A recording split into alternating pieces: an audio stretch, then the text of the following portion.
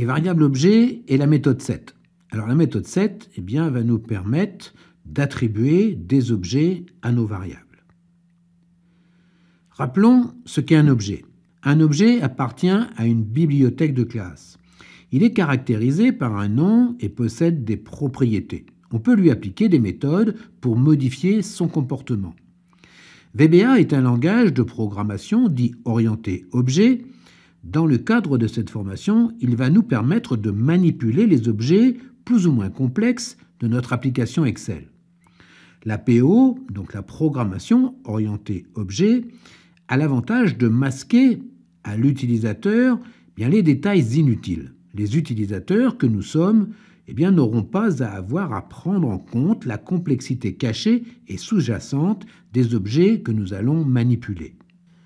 Les objets Microsoft Excel appartiennent à des bibliothèques de classe, comme j'ai pu le dire précédemment.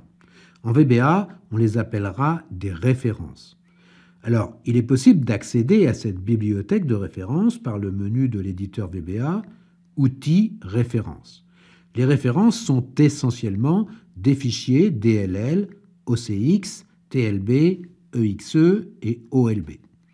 Alors, il existe une myriade de références et chaque installation de logiciel ajoutera des références à la bibliothèque et toutes ne seront pas activées.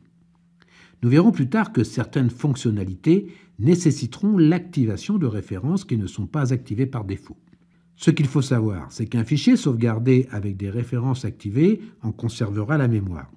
Si bien que si ce fichier est ouvert sur une autre machine qui ne possède pas ces références dans sa bibliothèque, cela provoquera une erreur. Une erreur du type missing référence ou référence manquante. Par défaut, 4 références d'objets sont activées. Visual Basic for Application, alors on peut dire que c'est l'interface du langage VBA avec Windows. Microsoft Excel 16.0 Object Library, c'est la bibliothèque des objets Excel. OLE Automation, qui permet la communication entre les différents processus. Microsoft Office 16.0 Object Library, c'est la bibliothèque des applications de la suite Office de Microsoft, dans laquelle on retrouve Word, Excel, Access, PowerPoint, Outlook, OneNote, OneDrive et Teams. Un objet, je le rappelle, possède des propriétés des méthodes pour permettre de le manipuler. Et ce sont ces objets, avec leurs propriétés et les méthodes qui leur sont associées, qui sont définis dans ces bibliothèques de classe. Alors il va être possible d'attribuer un objet à une variable particulière qui est la variable objet. La déclaration d'une variable objet peut se faire de 2 manières différentes, en liaison anticipée que l'on appelle early binding ou en liaison retardée que l'on appelle late binding. Pour comprendre cette différence, nous allons prendre pour exemple l'objet feuille de travail et en particulier la feuille training. Alors je vous rappelle que la feuille training appartient à la collection des feuilles de travail de notre classeur et cette collection s'appelle worksheets avec un S. Donc la liaison retardée ou late binding. Dans une procédure, nous allons pouvoir déclarer une variable objet comme toute autre variable et on va développer une procédure que l'on va appeler sub-object variable late binding pour variable objet avec déclaration retardée. Alors déclarons une variable objet à laquelle nous attribuerons notre feuille de travail training.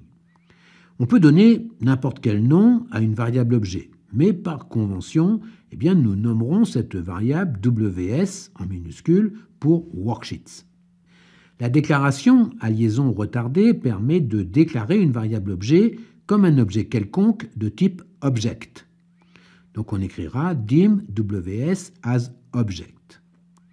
Une variable de type objet n'est pas initialisée à une chaîne de caractères vide comme une variable de type string, ou à 0 comme une variable numérique, ou à false comme une variable booléenne. Une variable de type object est initialisée à nothing.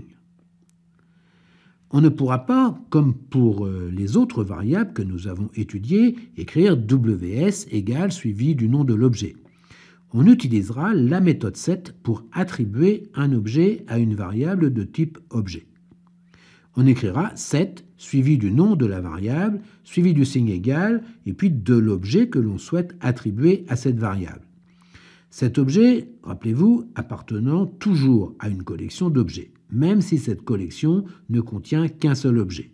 Dans cet exemple, nous écrirons set WS égale worksheets avec un S et entre parenthèses et entre guillemets training. Dans la collection des feuilles de travail de notre classeur, celle dont la propriété name est égale à training. Notre système ne sait pas à quel type d'objet notre variable fait référence et ne sera donc pas en mesure de nous aider à retrouver toutes les propriétés et méthodes qui s'appliquent à notre objet. Pour exemple, si l'on tape WS point, eh bien le système ne nous propose rien. Ce sera à nous de connaître les propriétés et les méthodes qui s'appliquent à l'objet worksheet.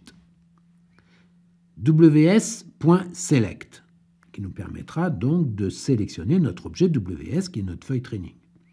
Ensuite, WS.sales, entre parenthèses 4,3.value, égale jour. Dans la collection des cellules de notre objet WS, eh bien, on attribuera à celle se situant à l'adresse numéro de ligne 4 et colonne 3 la chaîne de caractères jour. Je rappelle qu'une variable objet est initialisée à nothing. Dès lors où l'on attribue un objet à une variable objet, eh bien, nous allons utiliser de la mémoire. Pour avoir des applications performantes, eh bien, nous ferons toujours en sorte d'optimiser la mémoire utilisée par nos applications. Lorsqu'une variable objet n'est pas utilisée, eh bien on fera en sorte de libérer la mémoire de nos variables objets en fin de procédure par la commande set suivie du nom de la variable objet égale nothing. Et on écrira set ws égale nothing pour libérer notre mémoire. Si vous ne faites pas ceci, eh bien vous risquez, lorsque vous utilisez de nombreuses variables objets, ce qui est le cas dans le cadre de développement d'automatisation de tâches, eh bien de recevoir de votre machine ce message très désagréable, mémoire insuffisante. Cela n'est pas lié à la capacité de votre machine, non, mais simplement à la mauvaise gestion de votre mémoire cache. Maintenant, étudions la déclaration de notre variable WS en liaison anticipée. Développons une procédure que nous allons appeler sub object variable early binding. Variable objet avec déclaration anticipée. Nous n'allons plus déclarer notre variable WS comme un objet quelconque, mais comme étant une feuille de travail. Et on fera dim WS as worksheet, qui fait référence à la bibliothèque Microsoft Excel 16.0 Object Library. Nous attribuerons à notre variable objet de type worksheet la feuille de travail dont la propriété name est égale à training. Et on écrira set WS égale worksheets, donc avec un S, entre parenthèses et entre guillemets training. Notre système, connaissant à quelle bibliothèque de référence appartient notre objet worksheet, eh bien, il sera en mesure de nous aider à retrouver ses propriétés et les méthodes qui lui sont associées. Et si l'on tape WS point, eh bien, le système pourra nous proposer des choses. L'icône représentant un objet en mouvement correspond aux méthodes et l'icône représentant l'index d'une main pointant sur une liste correspond aux propriétés. Utilisez des objets à liaison anticipée chaque fois que c'est possible, car par opposition aux liaisons tardives, eh bien, ces objets permettent au compilateur d'effectuer d'importantes optimisations qui génèrent des applications beaucoup plus efficaces. Les objets à liaison anticipée sont considérablement plus rapides que les objets à liaison tardive et rendent votre code plus facile à lire et à gérer en indiquant exactement quels types d'objets sont utilisés. La liaison anticipée présente également l'avantage d'offrir des fonctions utiles comme la saisie semi-automatique de code et l'aide dynamique, car l'environnement de développement peut déterminer avec précision le type d'objet utilisé lorsque vous modifiez le code. Enfin, la liaison anticipée réduit le nombre et la gravité des erreurs d'exécution. Comme précédemment, pour attribuer une valeur à une cellule, eh bien, on pourrait écrire ws.sales avec un S entre parenthèses 4,4.value égale menu.